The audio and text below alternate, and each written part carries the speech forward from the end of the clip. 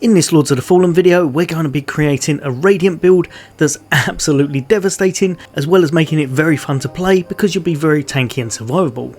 If any of you have seen my previous Inferno build, I wanted to make it so that you could switch straight across to this build if you chose to, giving you a nice little change to your playstyle and spells.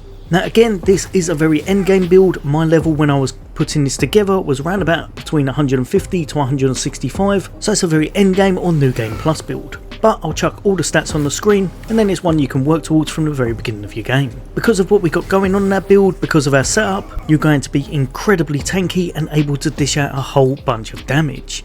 The armour we're going to be wearing is going to be Pieter's helmet that you can get very early on in the game, and then the Sovereign Protector set that you can get around about mid game.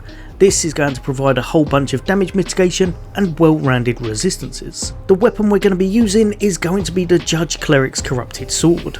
I've said it before, this is probably my favourite weapon in the game. It has so much going for it, and where it scales into absolutely everything, it means you hit like a truck. This hits like a greatsword, and with enough invested into this build, later on you'll be able to hit well over 4k with a heavy swing. Obviously at the start, spec into your Radiance, and then spec into whatever else you want, Strength, Agility or Infernal, in order to boost its damage later on. Now for a secondary weapon, obviously a normal Paladin would have a shield, but I've opted for Jeffrey's Dagger instead, giving us a whole bunch more damage potential because I found the build was tanky enough without needing a shield. Chuck 3 Relox runes into this, and it will help those heavy swings do massive damage.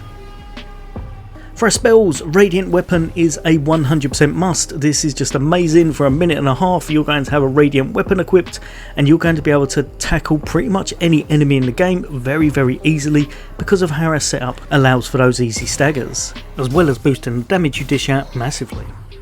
Aura of Tenacity, another one of my absolute favourite Radiant spells in the game. This is now going to mean you're a whole bunch tankier. I believe it gives you around about 25% extra mitigation, but it does mean that your mana is going to be constantly depleting, but we'll negate that a little bit later on. Over to another Radiant spell I love, and we've got Sanctify. This is going to be your, I want to be sitting in this circle, I want to be getting health regen, and I want to be able to tank the toughest enemies. At roughly 40 HP per second, this means you'll be able to tackle almost any of the toughest enemies and most bosses in the game without too much trouble, as long as you're sitting within this sigil. Over to our next spell, and I'm using Piercing Light. Easy to use in pretty much every situation, really nice range to it, good amount of damage. It's not exceptional, but it is good for how much mana cost it uses, and it's also going to help us to knock down an enemy's posture if we need to at range before we even make it to them. Now our last spell that's going to be on our Radiant bar is going to be Orus Judgement. This is my favourite overall Radiant spell in the game. It's an absolute monster. It hits targets up to 16 times, it moves on to the next one if it defeats the first one, and every time it hits them it's going to knock down their poise, which is absolutely perfect for this build. Now, two other Radiant spells that you may want to swap in or swap out at your own leisure would be Lucent Beam, which hits like an absolute truck on those single target, for example those tough bosses, and Invigorating Aura, that's going to give you health regen and stay on your character permanently. Again, it will deplete your mana bar though, so turn it on, turn it off when needed. Now in order to use all of these spells, we're going to be using the Exactor Scripture. It is the best Radiant catalyst, as it's going to scale all the way up to S at max rank, as well as allowing you 5 spell slots. Now for the rings, we're going to be keeping this very sweet and simple. You're going to be using Orion's ring in order to get a little bit more holy damage, around about 10%, and then we're going to use the Mana Stone ring in order to regen our mana. This is just going to help negate a little bit of the cost because we do have a lot of aura buffs going on, and it's going to make it so that we can maintain our mana very easily, and if we do deplete it then we can still get it back some way. Over to the pendant, and the Triptych pendant is just kind of game breaking. Coming from an Inferno build that I thought was absolutely amazing, this pendant puts it kind of to shame, as it allows you to break enemies' posture ridiculously easy. You can smash bosses to pieces, you can dwindle down enemies' posture much faster than anything else with this pendant, and overall it's just one of the best items in the game. Now once this is all complete and this setup's put together, you're going to be able to hit like a truck with your spells, you're going to be able to negate a whole bunch of damage.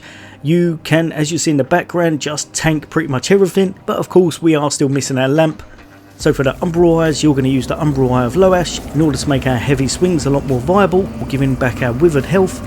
And then for our secondary slots, we're going to be equiping the Umbral Eye of the Betrayed Eliad and the Umbral Eye of Lydia of the Numb Witch.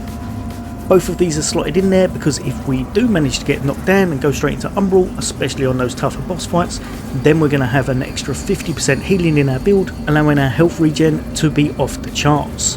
In fact, for the toughest bosses on some of the New Game Plus, especially if they up the difficulty, if you wanted to put on the Invigorating Aura and you wanted to put on Sanctifier, then you can probably see right here just how ridiculous it is for allowing our health regen to come back very, very fast. You're going to be able to completely regen your health in around about 10 seconds, and with how much mitigation and elemental resist we've got going on as well, you're going to be about as tanky as you need to be in most situations. Just a really fun build to play. I found it's got pretty much everything going for it, and a great one to invest your points in if you're going to be playing Endgame or a few New Game Pluses. But yeah, let me know in the comments if you think there's anything I'm missing out on. As always, All Things Gaming, take care. I'll see you on the next day.